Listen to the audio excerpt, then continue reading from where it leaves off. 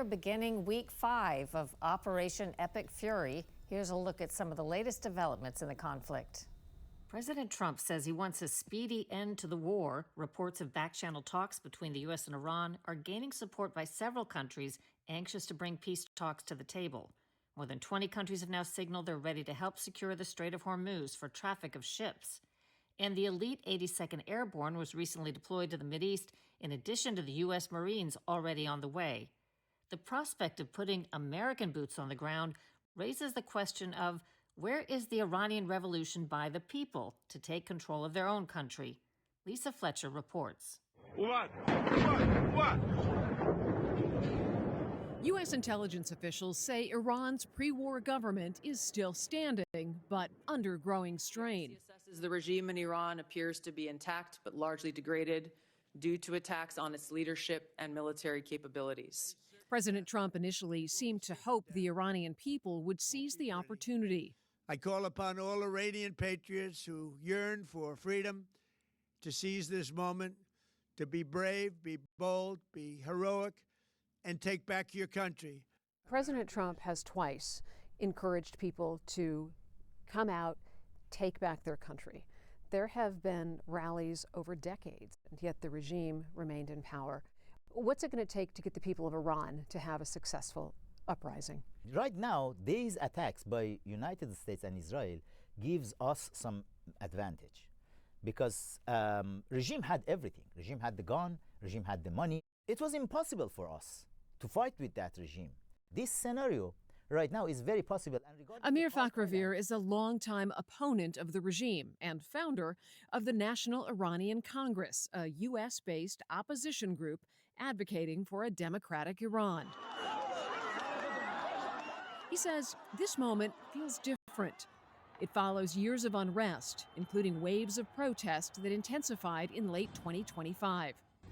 Independent monitoring groups tracking demonstrations report hundreds in recent years, sometimes every few days, with Iran's capital, Tehran, as the central hub, despite violent crackdowns.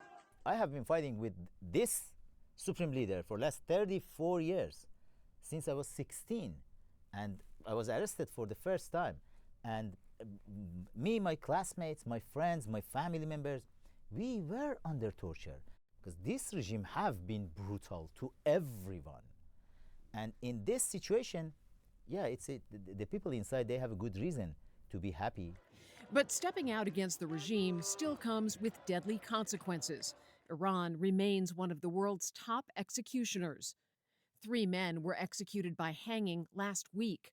One of the men, Saleh Mohammadi, was a decorated 19-year-old wrestler. Iran claims they were convicted of killing 2 police officers during anti-government protests in January. Human rights groups say the verdicts relied on torture-tainted confessions and say hundreds of others face the same fate. You see Iranians uprising in the streets. You see Iranians glad that the regime is being thrown out. But then you also see the opposite of that. You see people sobbing and grieving the loss of the supreme leader. Most of them who are mourning right now for the supreme leader, the dead supreme leader, and his whatever son, and those people, they had gun in their hand 2 months ago, killing the people. The evolving war includes the movement of over 2,000 U.S. Marines to the area, an amphibious task force that could put American boots on the ground. There's also the possibility of other forces entering into the fight, including Kurdish fighters who oppose Iran's regime. Many of these groups are based in northern Iraq, just across Iran's border, and have spent decades fighting for autonomy against Tehran. President Trump and the White House have sent mixed signals, at one point calling Kurdish involvement wonderful, before later backing away from encouraging a wider fight. What's it going to take for average Iranians to really step up and fight and hold the line this time? We have courts. We can count on them a lot.